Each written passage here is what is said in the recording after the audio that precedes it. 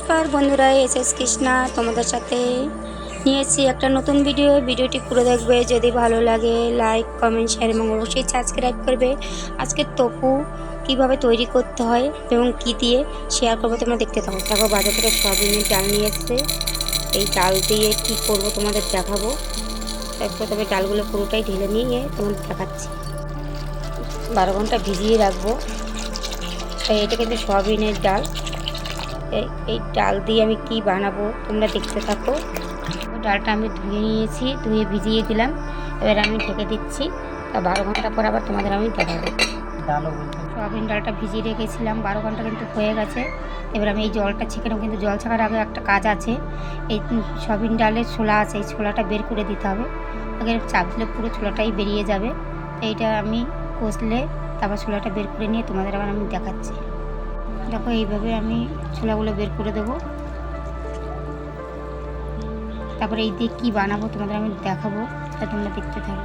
দেখো খোসাগুলো উঠেছে, কিন্তু সবগুলো উঠে না, এইভাবে আস্তে আস্তে তুলে নিতে হবে, কারণ এই খোসাগুলো ভাসে না। তাই আমি তুলে তুলে পাশে একটা ঝুড়িতে রেখে দিচ্ছি জল ছাড়ার জন্য। এগুলো কিন্তু আরও ধুতে হবে। দেখো সয়াবিনের ডাল আমার পরিষ্কার করা হয়ে গেছে, তাই কতগুলো খোসা হয়েছে আরও হয়েছে, সেগুলো ফেলে দিই, সেগুলো দেখালাম না তোমাদের সাথে। তাই এটা আমি মিক্সি বাটিতে দিয়ে মিক্সি করবো। এটা শিলে বাটলেও হয়, তাই আমি মিক্সি করবো। তাই করে তোমাদের আমি দেখাচ্ছি। সিজারে আমি ডালটা দিয়ে দিচ্ছি, সয়াবিন ডালটা আমি এটা মিক্সি করবো। তো অল্প করে দেবো, বেশি দেবো না। তো আমি এগুলো সব করেই তোমাদের আবার আমি দেখাচ্ছি। তো অল্প একটু জল দিতে হবে, খালি করা যাবে না। তাই আমি অল্প করে একটু জল দিয়ে দিলাম। দেখো আমার রেডি হয়ে গেছে। এবার আমি মিক্সি করে তোমাদের আমি দেখাচ্ছি। দেখো আমি মিক্সি করে নিয়েছি। এবার মিক্সি করা হয়ে গেছে। এবার আমি কাপড়ের দিয়ে এইটা দুধ বের করে দেবো। দেখো কাপড়ের ভিতরে ডালটা দিয়ে দিয়েছি, এবার জল দিতে হবে। তারপর এইটা কীভাবে দুধ বের করবো তোমরা দেখো।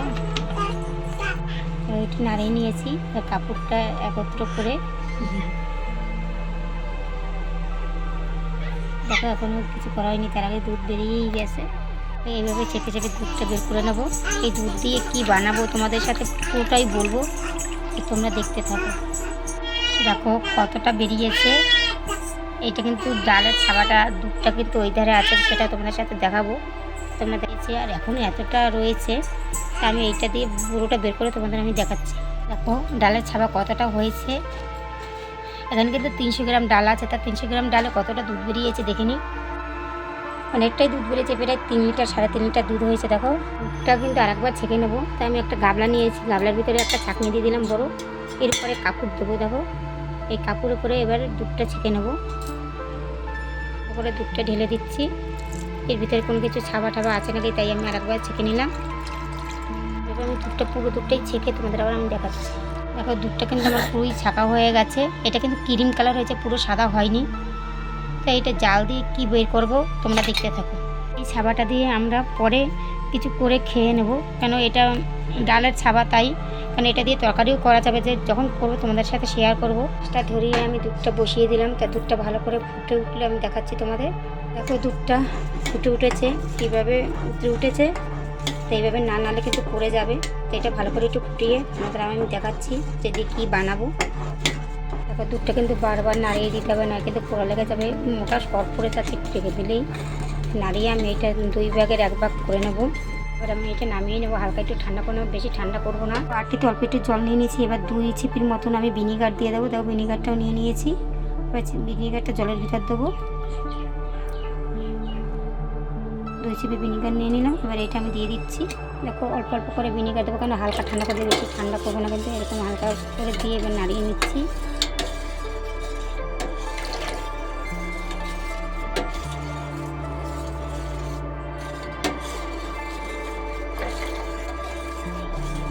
দিতে হবে আর কিন্তু নাড়াতে হবে, তাহলে কিন্তু ছানাটা কাটবে। তাই এই ছানাটাকে কী বলি সেটাও বলবো তোমাদের।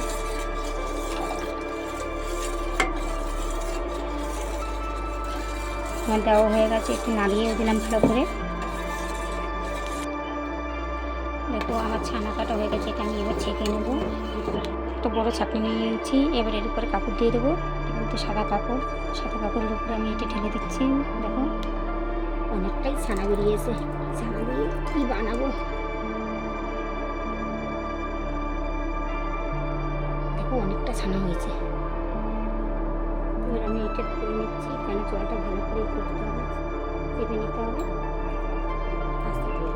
হ্যাঁ, আগে ধুতে হবে, আগে জলটা ফেলে দিয়ে তারপরে ধোবো। এই জলটা না ফেলে দিলে ভিনিগারটা গন্ধ আসবে। ঠান্ডা জল দিয়ে ধুতে হবে, কেন খুবই গরম। এখন নিচের জলটা আমি ফেলেও দিতে পারি না, তরকারির ভিতরে দিয়েও খেতে পারো। আমি এইটা অল্প অল্প জল দিয়ে কিন্তু ধুয়ে নেবো, তাহলে গন্ধটা চলে যাবে।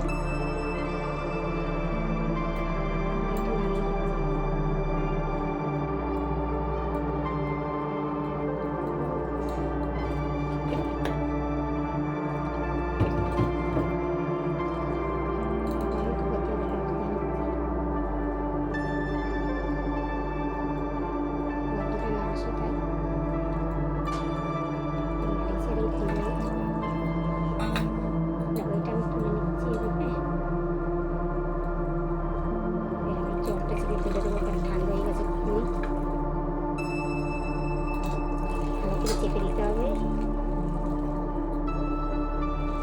জন্মাটাকে।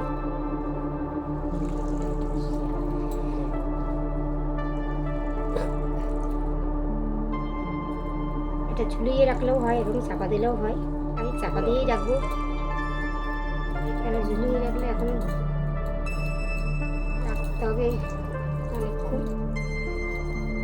চেপে দিয়ে আমি জলটা ফেলে দিচ্ছি।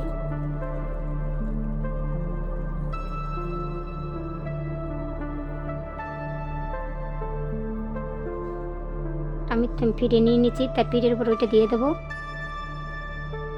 দিয়ে দিচ্ছি। আমি এইটার উপরে একটা কাঠ দিয়ে চাপা দেবো। তো এইটা কিন্তু হয়নি, এতে ভারী জিনিস না দিলে হবে না।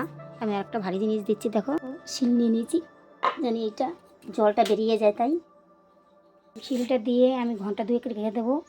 রাখার পরে তারপর আমি ফ্রিজে রাখবো। 2 ঘন্টা হয়ে গেছে, এবার আমি এইটা তুলে নিচ্ছি। দেখি ভেতরটা কীরকম হয়েছে।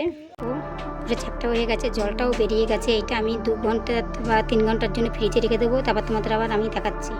আমার তো পুরো রেডি, দেখো পেঁচিয়ে রেখেছিলাম, তাই ফ্রিজ থেকে 3 ঘন্টা পর বের করলাম। দেখো এইভাবে আমি কেটে নিচ্ছি তবুটা।